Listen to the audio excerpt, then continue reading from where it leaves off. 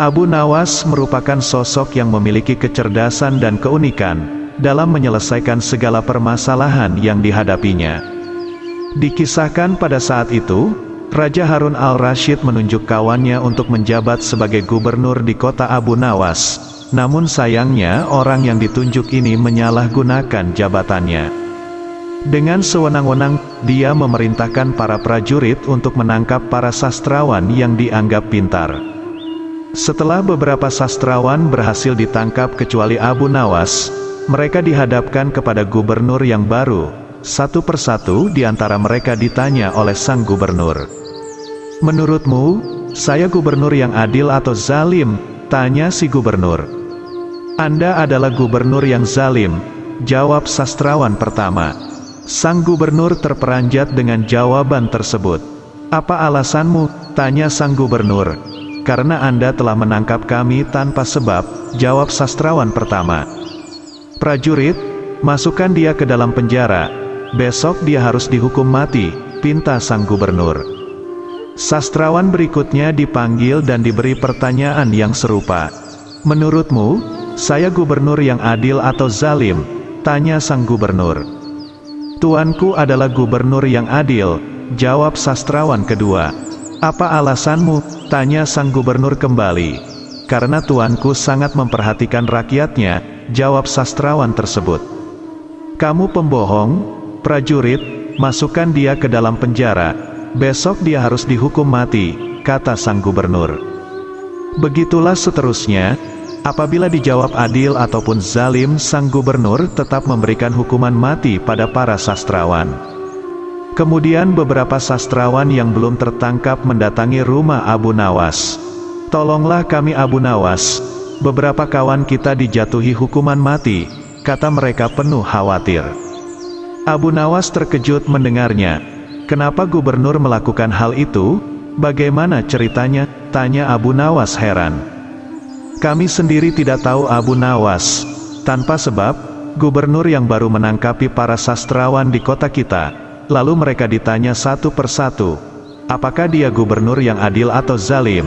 Bila jawabannya zalim akan dihukum mati, bila jawabannya adil juga tetap akan dihukum mati," kata mereka menjelaskan. "Pasti gubernur sakit, dia sudah tidak waras," ucap Abu Nawas.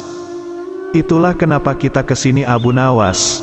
Kita mendatangimu agar kau menyelamatkan kawan-kawan kita, sebab rencananya, besok kawan-kawan kita akan dihukum mati," tutur mereka.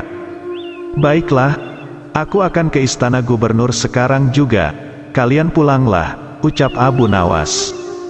Maka berangkatlah Abu Nawas ke istana. Sesampainya di tempat gubernur, Abu Nawas langsung menghadap sang gubernur. Melihat kehadiran Abu Nawas, sang gubernur langsung emosi. "Ngapain kau datang ke istanaku?" tanya sang gubernur. "Saya mendengar kabar, Anda menyuruh beberapa prajurit untuk menangkapi para sastrawan pintar di kota ini. Tapi kenapa aku tidak ditangkap? Saya sangat tersinggung," jawab Abu Nawas. "Oh, jadi kamu menganggap dirimu bagian dari mereka?" tanya sang gubernur. "Tentu saja masyarakat di kota ini tahu siapa aku. Aku adalah sastrawan terpandai di kota ini," balas Abu Nawas. "Baiklah, Algojo, tangkap Abu Nawas dan penggal lehernya," pinta sang gubernur. "Tunggu dulu, sebelum leherku dipenggal, perintahkan Algojomu agar jangan sampai merusak rambutku, sebab aku baru saja keluar dari tukang cukur," sahut Abu Nawas. Mendengar itu sang gubernur langsung tertawa. "Itulah jiwa kesatria yang aku kagumi darimu Abu Nawas. Aku mengampunimu Abu Nawas," kata sang gubernur. "Bolehkah aku meminta satu permintaan?" tanya Abu Nawas. "Apa permintaanmu? Katakan saja," jawab sang gubernur. "Saya juga minta pengampunan untuk kawan-kawanku," pinta Abu Nawas. Sejenak sang gubernur terdiam. "Aku akan mengabulkan permintaanmu. Tapi ada syaratnya, kamu harus bisa menjawab 3 pertanyaanku," ujar sang gubernur. "Baik tuan, saya siap menjawabnya," sahut Abu Nawas. "Menurutmu aku gubernur yang adil atau zalim?" tanya sang gubernur.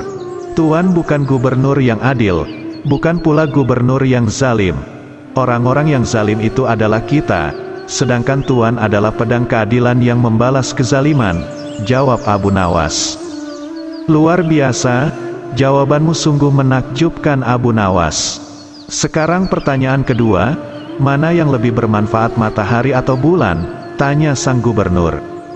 Matahari terbit di siang hari bersamaan dengan terangnya dunia, maka menurutku matahari kurang bermanfaat, sementara bulan terbit di waktu malam yang menerangi dunia dan menjadikannya seperti siang.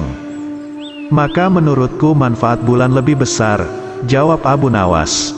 Sang gubernur pun tertawa dengan jawaban Abu Nawas, meskipun nyeleneh tapi masuk akal. Baiklah Abu Nawas, sekarang pertanyaan yang terakhir, menurutmu warna angin itu apa? Tanya sang gubernur.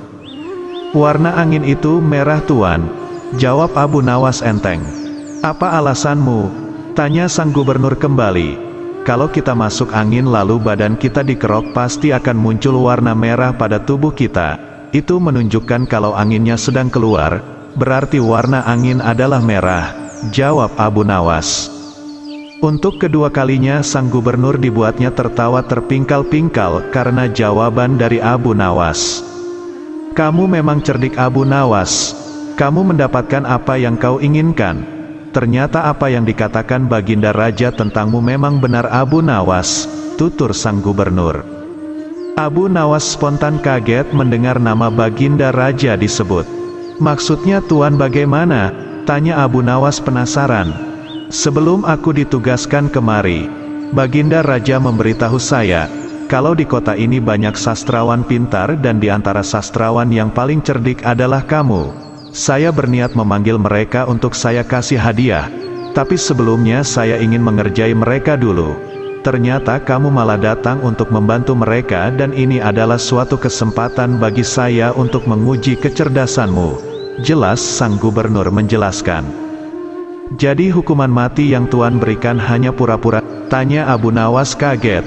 Benar Abu Nawas, saya hanya ingin mengerjai mereka sebelum aku memberikan hadiah kepada mereka, jawab sang gubernur. Abu Nawas pun terdiam sejenak. Kurang ajar. Ternyata aku masuk ke dalam perangkapnya. Tunggu saja pembalasanku nanti, ucap Abu Nawas dalam hati.